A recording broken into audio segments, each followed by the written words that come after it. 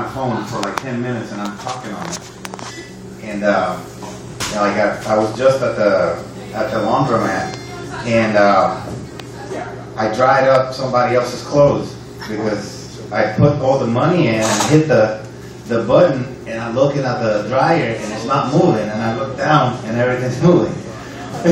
And it's the lady who said, "Yeah, you're welcome." But, and then it actually happened. I'm not making this up. It actually happened. And then, or I'll put so much time. I think they're nuclear powered, those dryers at these places. And all of a sudden, I go get my clothes, and I'm like, somebody left their baby clothes here? Yeah, and they're my clothes. I shrunk them. So I have a bunch of, or I'll do the ironing. I can't iron worth of shit. You know, I need to get married again to like a Puerto Rican woman again. White women don't do anything like that. They don't cook. They don't, you know, and stuff like that. So it's got to be Puerto Rican, raised in Puerto Rico. So I actually, my best pair of pants, my most expensive ones, like $30 ones. You know, I do interpreting for lawyers and judges and people like that and doctors. So I went through the whole thing. Yeah, they were so hot, but the material, you're supposed to just put your hand on it and it straightens up. But anyway, I think once you get to a certain age, and if you want to date, you get in this free dating websites like Plenty of Fish and stuff.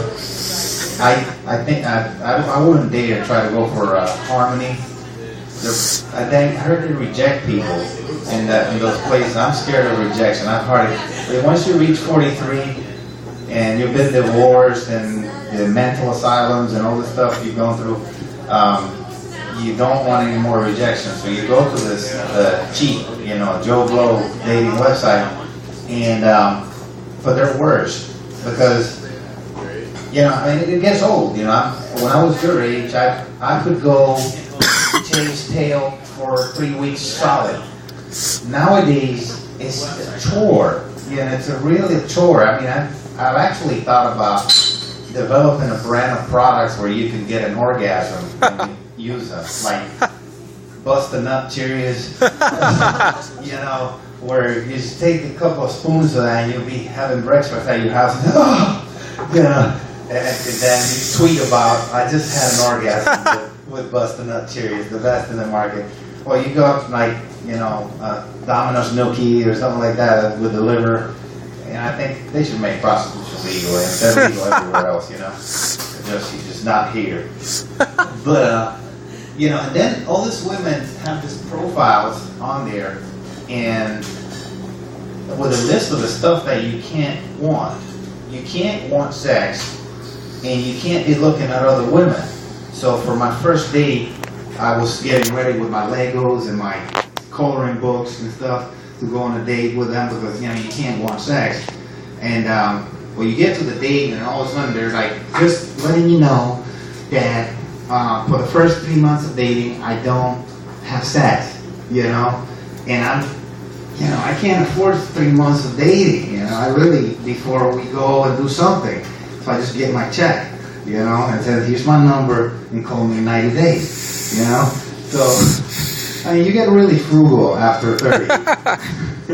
I can't afford this, girls, So, anyways, and at the beginning, you have all this really nice. You try to make your website really nice, like saying, nice Puerto Rican guy or Caribbean guy, and a few extra pounds. You're fat as hell, but they don't have an option of saying I'm fat. It's just a few extra pounds, And then what would you do in the first date? Oh, nice dinner and a movie and a walk on the beach and all this stuff. And after 6 months, you're so pissed off of dealing with all these crazy people. Your head is must swallow. And then then at the bottom, you say it's like, yeah, the dinner, the movie, the walk on the beach, and rough sex. And then it just gets really stupid after a while. And then I was thinking about the news when they have these teachers that sleep with their 17 and 16-year-old boys. And you see the psychiatrist being interviewed by the person. what do you think that the trauma is going to cause in this child? And what do you think his thoughts are right now after being raped by his teacher? I'm telling you, he's happy as a pig in shit. That's all I thought about. You know, speaking with my teacher in high school, that's all every boy, 16-year-old boy, 17-year-old boy thinks about. Newsflash. You know? So, like, they're going to be scarred for life. They're throwing a fucking party, you know? I'm really happy about it, you know? I was thinking about volunteering time to counsel this teacher that, you know, told the judge, just send him to my house as an option for 6 months. Just let him be in my house and stuff, and, you know, I'll monitor them, you know? But at this age and weight, they'll probably choose jail, you know? I'll take my chance to do the Juanita, you know? So, I was going to talk about the sex thing. You go into sex stores and they have the 200-mile-an-hour dildo and the 3.5 horsepower. You know, it's like it's intimidating. I don't go in there anymore. It really frustrates me. I get out of there really because I mean, what do I have? You know, they have all this super toys, and what do I have? I'm just a little peanut, you know. And they have all this stuff they use for what? And it's scary because what are you supposed to do with that? And they start telling you, okay, I don't want to know the rest. You know, the rabbit and all this. You know, there are some people that are experts in this stuff, and they start going into what it does, and I'm like, okay, I work on cars. I don't, you know. So, anyways, I was thinking about Barbies. You know how the older Barbies, they're upper middle class. They all drive Corvettes. They have Jeeps, kick-ass apartments, nice, like $1,000 clothes. Ken is all yuppie and shit. I wonder when they're gonna make real Barbies, like crackhead Barbie. You know, anybody know what Orange Blossom Trail is? You know, when are they gonna make OBT Barbie?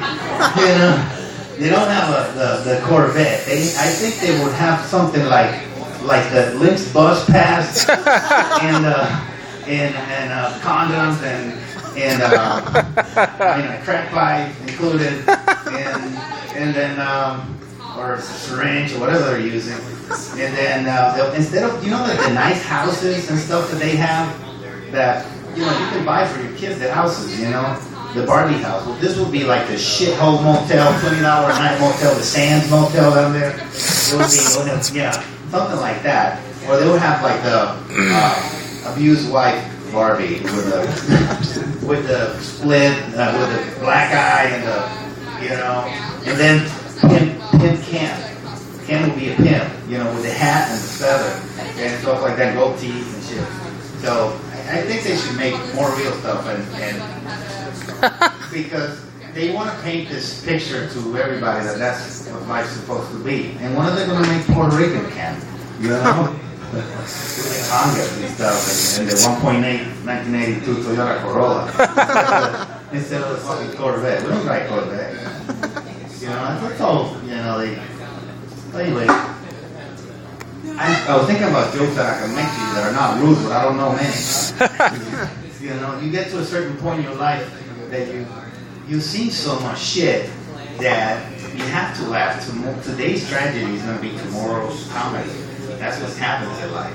You know, you're going to see a lot of stuff that happens to you in life. When I was your age, I started PBS at 17 years old in 1986. You guys weren't even in your daddy's thoughts. You know, so, and I went back when I was 40-something to take some classes on pre-med. And I remember being fucked up and being able to read and get a B in a test. Now I have to read the same chapter 7 times to get a C, you know. There's probably cannabis clogs in there when I was younger, you know. I haven't touched that shit. You know, I think God is punishing me sometimes because nowadays people who smoke weed, they do it like in pipes and stuff. We used to roll joints because it was so cheap. You could just smile at somebody and throw a bag at you. And but since I was broke, so we had to use the miniature New Testament leaves, the pages to roll the joint. So I think I'm paying for that now with all this physical stuff that I'm going through. You know, I have a bone to pick with all the super preachers and stuff. You know, their private fucking jets and selling. You their seats under 100,000 people stadiums to preach to them. I never saw Jesus charge anything, So, but I wonder what would they sound like if they really preached, like the street stuff. And I'm not gonna go into that. That's not fun. Anyways, I wanted to tell you a couple of things. Oh, a couple of things to tell your boyfriend. I have a cramp in my jaw. You are the biggest, even if he's 4 inches long. They won't tolerate lies in the sack. And then don't ever. This actually happened to me. Don't ever tell a guy about your sweet or anything like that when they're doing that stuff to you. We don't need to know that you're a sperm connoisseur. We don't need to know that. Keep that for your female friends, okay? I just have to say that because it happened to me, It's like, oh wow, and it's like I'm getting taste of oakwood and vintage and hold on, aftertaste. Hold on. No, it was in the spring when you were raised in the tropics, right? I know it. Don't do that. Pineapple, yeah, pineapple. Oh, anchovies.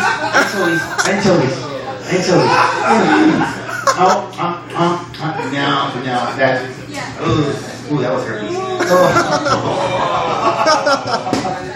Anyways, I had to throw something nasty in to make it right. Thank you.